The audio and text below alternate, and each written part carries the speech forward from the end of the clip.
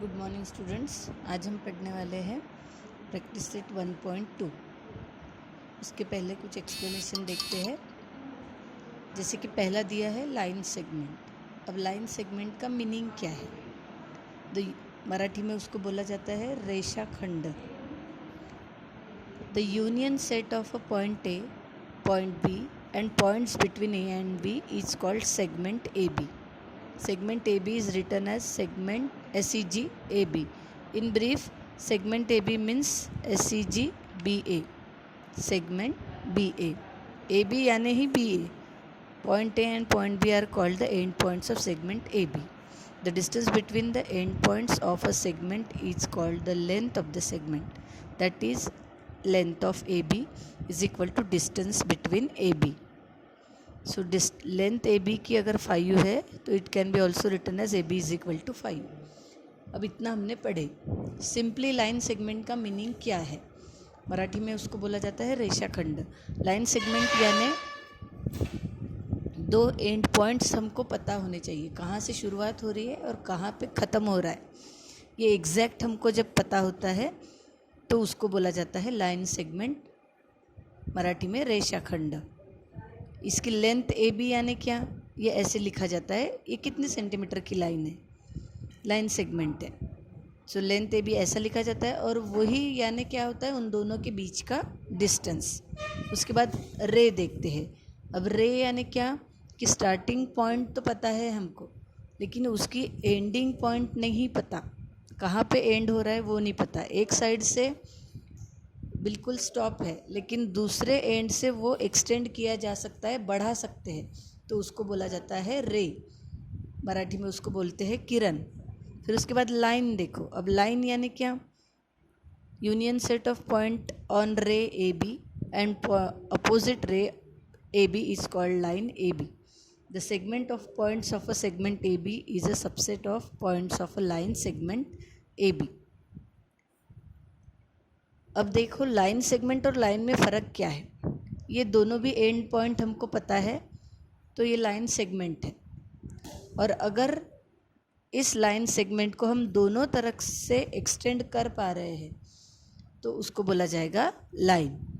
अब congruent segment देखो. मराठी में उसको बोलते हैं एकरूप रेखाखंड. कॉन्ग्रुएंट एकरूप यानी क्या? दो लाइन सेगमेंट है, दोनों की भी लेंथ एग्जैक्ट होनी चाहिए. दोनों की लेंथ सेम है तो क्या होगा? दोनों लाइन सेगमेंट को हम कॉन्ग्रुएंट सेगमेंट बोलेंगे. मराठी में एकरूप रेखाखंड.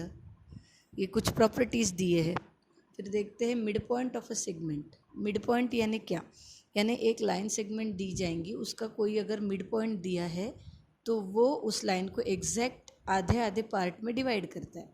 जैसे कि पूरी लाइन ए बी अगर 10 सेंटीमीटर की होंगी तो एम ऐसे प्लेस पे होगा कि ए से लेके एम तक का डिस्टेंस 5 होगा और एम से लेके बी तक का डिस्टेंस भी 5 होगा. तब जाके एम को क्या बोला जाएगा? Mid point of a line segment. उसको मराठी में बोलते हैं मध्य बिंदु. Comparison of segment. कंपैरिजन में देखो क्या कंपैरिजन करना यानी कौन सी सेगमेंट बड़ी है. जैसे कि हमको यहाँ देख के समझ में आ रहा है ए सेगमेंट जो है वो छोटी है सी डी से, तो इसी को कंपैरिजन बोलते हैं. लिखते वक्त हम कैसा लिखेंगे? Segment A B is less than segment C D, या फिर segment C D is greater than segment A B. म्हणजे आपण दोन रेषाखंडांची आपण तुलना करतोय, कोणता मोठा आहे आणि कोणती लहान रेषाखंड आहे. उसके बाद परपेंडिकुलरिटी ऑफ अ सेगमेंट और रेज. अब ये जो दो पॉइंट्स है ये मैं आपको एग्जाम्पल जब हम लेंगे एक्सरसाइज के तो उसमें एक्सप्लेन करूँगी, तो आपको अच्छे से समझेंगे. अब हम देखते प्रैक्टिस सेट 1.2. प्रैक्टिस सेट 1.2 का पहला क्वेश्चन देखो. The following table shows points on a number line and their coordinates. ये जो पॉइंट्स है A B C D E ये नंबर लाइन पे है और उनके कोऑर्डिनेट्स ऐसे दिए हैं उन्होंने -3, 5, 2, -7 and 9. Decide whether the pair of segments given below the table are congruent और नॉट. कॉन्ग्रुएंट के लिए हमको क्या देखना पड़ेगा? जो भी सेगमेंट दिए हैं उन दोनों की लेंथ या फिर डिस्टेंस सेम अगर है तो वो दो कॉन्ग्रुएंट रहेंगे, और अगर सेम नहीं है तो क्या बोलेंगे? Not congruent. म्हणजेच या दोन रेषाखंडांचं आपण डिस्टन्स फाइंड करू, अंतर फाइंड करू आणि त्यानंतर जर दोन्ही अंतर आपल्याला सारखे मिळाले तर आपण लिहिणार आहोत की हे दोन रेषाखंड एकरूप आहेत आणि जर भिन्न भिन्न मिळाले तर लिहिणार एकरूप नहीं। सो अभी देखते हैं, देखो उन्होंने एग्जाम्पल में जो बॉक्स दिया था उसके हिसाब से हमने नंबर लाइन बनाया। नंबर लाइन में सेंटर में 0 होता है, राइट हैंड साइड में positive numbers, left hand side में नेगेटिव नंबर्स होते हैं। तो देखो हमने वैसे ही बनाया है। हमको क्वेश्चन में सी का कोऑर्डिनेट दिया था 2, इसलिए हमने 2 के ऊपर सी नाम दे दिया। बी का कोऑर्डिनेट था 5, इसलिए 5 के ऊपर हमने बी नाम दे दिया। उसके बाद 9 ये कोऑर्डिनेट है ई का, इसलिए 9 के ऊपर ई लिख दिया। -3 ए का कोऑर्डिनेट है, इसलिए -3 के ऊपर ए लिख दिया और -7 के ऊपर डी। ये उस बॉक्स में दिया है। अब हमको बोला है segment D E and segment A B, इनका क्या करो, कॉन्ग्रुएंट है या नहीं ये डिसाइड करो। तो हम क्या करने वाले हैं, पहले डिस्टेंस फाइंड करेंगे।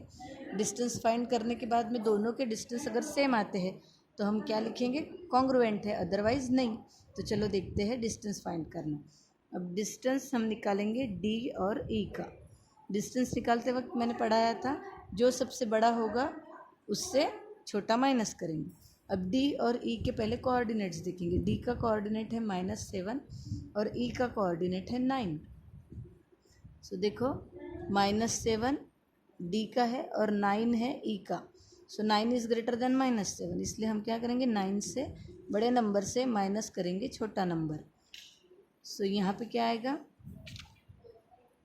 9 माइनस माइनस +7। सो 9 + 7 कितना हो जाएगा, 16। उसके बाद हम फाइंड करेंगे डिस्टेंस ए और बी। अब ए का कोऑर्डिनेट है -3 और बी का है 5।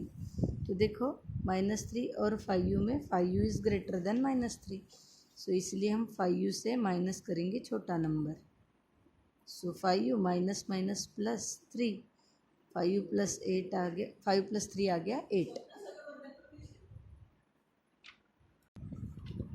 सो देखो हमने निकाले length D E is equal to 16 and length A B is equal to 8, यानी length of D E is not equal to length of A B.